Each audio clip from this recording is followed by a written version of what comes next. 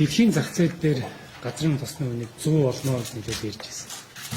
За 72 дээр байсан энэ үн одоо яг таавдгийн Wall Street Journal-ийн өнөөдрийн мэдээлэл үзүүлж 72 олно 14 хоног өмнө 72 байсан. Өнөөдөр 59.17 болсон. Тасралтгүй болж байгаа. Үүнтэй холбоотойгоор энэ Оросын холбооны улсаас Монгол улсад нийлүүлж байгаа бензин бол нөгөө өндөр байх үеэр нийлүүлэгдсэн бензин одоо зарагдаж байгаа. 12 сарын гэрээнүүд бол дандаа өнөө буулж хийж байгаа. Тэгэхээр энэ дээр бол янз бүрийн татвар байхгүй учраас бид нэр тэмдэглэгч компаниуд бол өнөө цаашдаа буулгана гэдэг бол итгэлтэй байгаа. Одоо ч манай хоёр хэмжээний байгууллагууд сонсож байгаа. Тэгэхээр яг энэ бензинийн цаашаа явуугаа юм аа. За үүн дээр ямар гол шалтгаан болоо бензин дээр одоо үнийн өсөлт явагдсан бэ гэхээр Ираны үйлдвэрлэж байгаа Иран дээр бол Америк нэгдсэн улс хориг тавьсан. Энэ хоригтой холбоотойгоор хүлээлт бий болцсон байсан учраас дэлхийн зах зээл дээр бензин үнэс.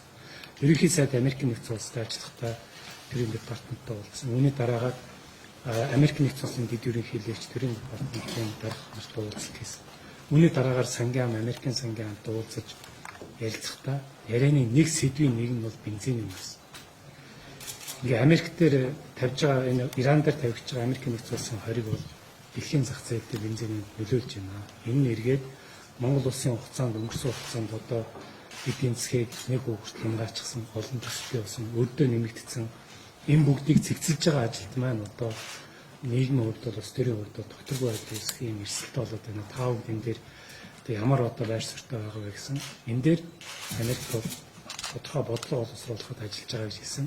Ингээд Америк бол энэ Ираны хоригтой холбоотойгоор хоригийг хэд хооронд бол үйлчлэхгүй гэдгийг заргаснаас хойш дэлхийн зах зээл дээр энэ бензиний нэгд нь бол унж байгаа. Тэгэхээр энэ бол цааш хөрвүүлээд явна. Засгийн газар татвараа тавихгүй дийлцээ явж байгаа.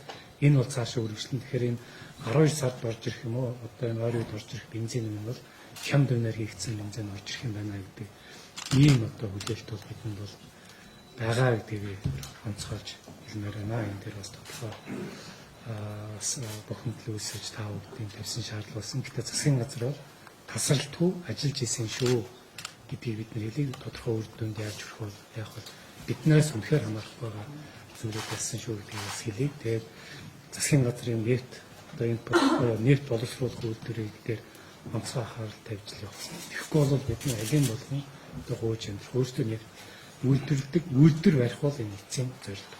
За хоёрдугаарт нь тэр өмнө хэрэгжүүлж исэн үн тогтворжуулах хөтөлбөргээд жил болгоно нефт импортлдог компаниудад 220 орчим тэрбум төгрөг өгдөг ийм ажил байсан. Үүнийг засгийн газар өгөхгүй л гэжсэн. Энэ бодлого дутуу байсан. Тав ойр үед энэ хөл мэдээллийн хэрэгслэр явж байгаа зүйлүүдийг мэдж байгаа. Цөөн хэдэн компаниуд өглөөгөө дараа нь тэр нь гарт ирэх дараагаас өнөөдөр биш юм аа маргааш гардаг бид нэр бариад бичиж.